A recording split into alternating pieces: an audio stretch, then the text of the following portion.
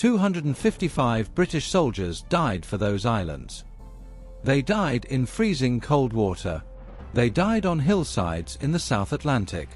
They died so that a small community of British people, 8,000 miles from home, could remain free. And this weekend, because of Keir Starmer's weakness, those islands are under threat for the first time in over 40 years. Not from Argentina. Not from some military invasion. From our closest ally, the United States of America. A leaked Pentagon memo has proposed that America could withdraw its support for British sovereignty over the Falkland Islands, as punishment for Starmer's failure to back the US in the Iran war. And when Starmer was asked to respond, "This is the Prime Minister of Great Britain," his spokesman said, "The UK's position is long-standing and unchanged." That's it. That's the response. Long-standing and unchanged. Today we are going to go through exactly how we got here. What Starmer did, and didn't do, that brought us to this moment. And why this matters far beyond just one set of islands in the South Atlantic. Because what is happening right now is not just a foreign policy embarrassment. It is a window into the complete collapse of British power and prestige under this Prime Minister. Before we get to the leaked memo, you need to understand why the Falklands matter so deeply to the British people. Because if you're younger, or if you haven't followed this closely, the significance of what is happening this weekend might not be immediately obvious. The Falkland Islands are British overseas territory in the South Atlantic Ocean. They have been British since 1833. The people who live there, around 3,400 of them, are British. They speak English. They hold British passports. They fly the British flag. In 1982, Argentina invaded those islands. It was one of the defining moments of modern British history. Margaret Thatcher sent a naval task force 8,000 miles to take them back. 255 British servicemen were killed. 777 were wounded. And when it was over, the Falkland Islanders voted. In 2013, in a referendum, 99.8% of them voted to remain British. Not 60%. Not 70%. 99.8%. Those islands are not a colonial relic. They are home to people who are British by choice, by culture, and by blood. And the men and women who died to protect them deserve to have their sacrifice honored. Which is why what happened this weekend, because of decisions made by this Prime Minister, is so deeply, deeply serious. On Friday, Reuters published a bombshell report. They had obtained an internal Pentagon email, circulating among senior Defense Department officials in Washington, that proposed a series of punishments for NATO allies who had refused to support American military operations during the Iran war. The proposals included suspending Spain from NATO functions, cutting off military intelligence sharing with certain allies, and, for Britain specifically, reviewing US backing for the UK's claim to the Falkland Islands. Let that land for a moment. The United States, our closest ally, bound to us by the special relationship, the partner we have fought alongside in every major conflict for over a century, is now discussing whether to withdraw its support for British sovereignty over the Falklands. Why? Because Keir Starmer refused to back America in the Iran war. Trump has been furious with Starmer for months. He called him no Winston Churchill. He called Britain's Navy toys. He threatened tariffs on British companies. And now, the Pentagon is drawing up options that include undermining British territorial sovereignty. Argentina's President Milei, a Trump ally, responded within hours. He said, "We are doing everything humanly possible to return the Falklands to Argentina. Sovereignty is non-negotiable." Think about what that means. A foreign leader is publicly saying he wants to take British territory, and is being emboldened to say it because our Prime Minister has made Britain so weak that America is no longer willing to automatically stand by us. This is the consequence of Starmer's foreign policy. Not in theory. In reality. This weekend. To understand how we arrived at this moment, you need to go back to the Iran war, because that is where Starmer's weakness became impossible to ignore. When the United States launched military operations against Iran earlier this year, they asked their NATO allies to join them. To show solidarity. To demonstrate that the Western alliance stands together. Most major allies faced the same dilemma. But Starmer's response was particularly damaging. He was slow. He was cautious. He distanced Britain from the operation at every opportunity. He publicly criticized aspects of American strategy. He refused to commit British military assets in any meaningful way, and the one Royal Navy vessel that was deployed, HMS Dragon, had to be withdrawn almost immediately due to what the Ministry of Defence described as technical issues with the water system. Technical issues with the water system. On a Royal Navy warship.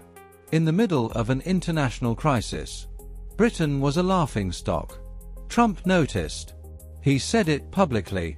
And the relationship between Washington and London, already strained by Starmer's decision to hand over the Chagos Islands to Mauritius, a deal that infuriated the Pentagon, deteriorated further. And now we are here, with a leaked Pentagon memo proposing to use the Falklands as leverage against us. Kemi Badenoch said it directly this weekend. I'm not like Keir Starmer, giving away the Chagos Islands and surrendering British territory. We need to make sure we back the Falklands. She's right. Because the pattern is clear. Chagos first. Now the Falklands are in the conversation. Under this Prime Minister, British territory is not safe. So what did Starmer do when the story broke? His spokesman put out a statement.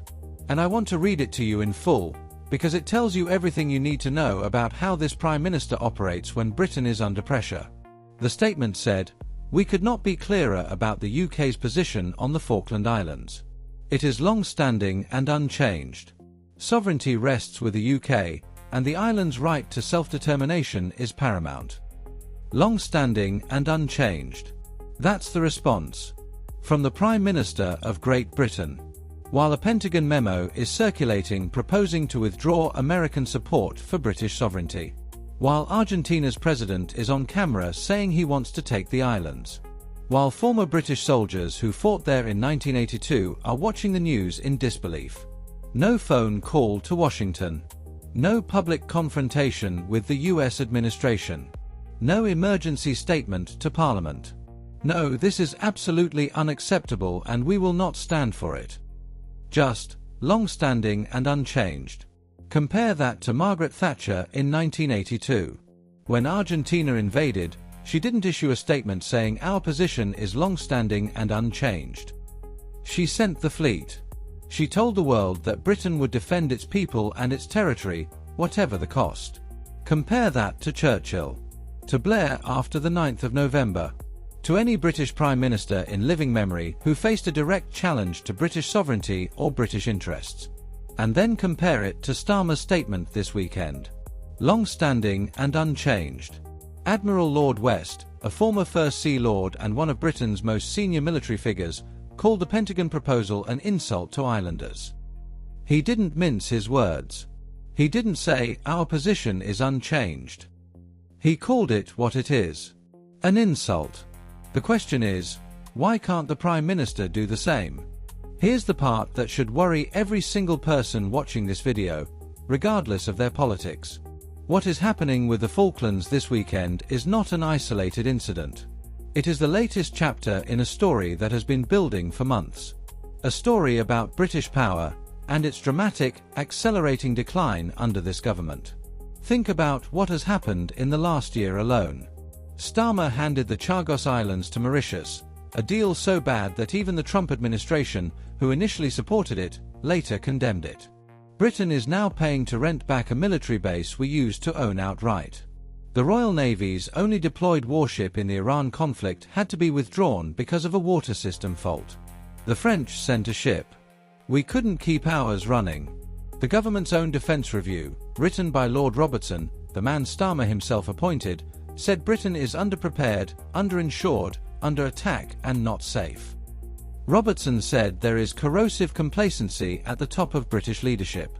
And now a Pentagon memo is floating around Washington discussing whether to pull support for British sovereignty over the Falklands. This is what the collapse of British prestige looks like. Not a single dramatic moment. A series of smaller humiliations, each one making the next one more likely. Starmer came to office talking about stability and security. About restoring Britain's place in the world. about a new chapter for the country. Instead, Britain is being called out by its closest ally. Our military is described as toys by the American president. Our territory is being used as a bargaining chip. And the Prime Minister's response? Long-standing and unchanged. So where does this go from here? And what should Starmer do? First, Parliament returns tomorrow, Monday, and this will be one of the first things discussed in the chamber. Opposition parties will demand answers. They will ask why Britain has been put in this position. They will ask what Starmer is doing to repair the relationship with Washington. And Starmer will have to stand up and answer those questions. In public, after a weekend in which a Pentagon memo proposed using the Falklands as a weapon against us. Second, the local elections are in 11 days. May the 7th. And this story will be on the front pages between now and then. Every voter who remembers 1982. Every family with a connection to the Falklands. Every person who believes that Britain should stand up for itself on the world stage. They will all be thinking about this when they vote. Third, and this is the most important point, the Pentagon memo is a proposal, not a decision. The United States has not actually withdrawn support for British sovereignty. There is still time for Starmer to pick up the phone, to fly to Washington, to do what British Prime Ministers have always done when the special relationship is under strain, fight for it. The question is whether he has the backbone to do it. Because so far, everything we have seen from this Prime Minister suggests that when confronted with a difficult choice, when real leadership is required, Keir Starmer reaches for a statement. Long-standing and unchanged. Here's my honest view. The Falklands are not going to be handed to Argentina tomorrow. The Pentagon memo is, as one former senior US official put it, the most stupid proposal by a US official in decades. It may well be posturing. It may never become policy. But here's what is not posturing: the fact that we are even having this conversation. The fact that America feels it can use the Falklands as a threat against Britain. The fact that our relationship with Washington has deteriorated to this point. That is real. That is happening. And it is a direct consequence of decisions made by this Prime Minister. 255 people died for those islands. They deserve a Prime Minister who will defend them with more than a press statement. Now I want to hear from you. Do you trust Keir Starmer to protect the Falkland Islands? Yes or no? Tell me in the comments below. Because I think I know what most of you think. If this video gave you something the headlines missed, subscribe. Every video on this channel goes deeper than the noise.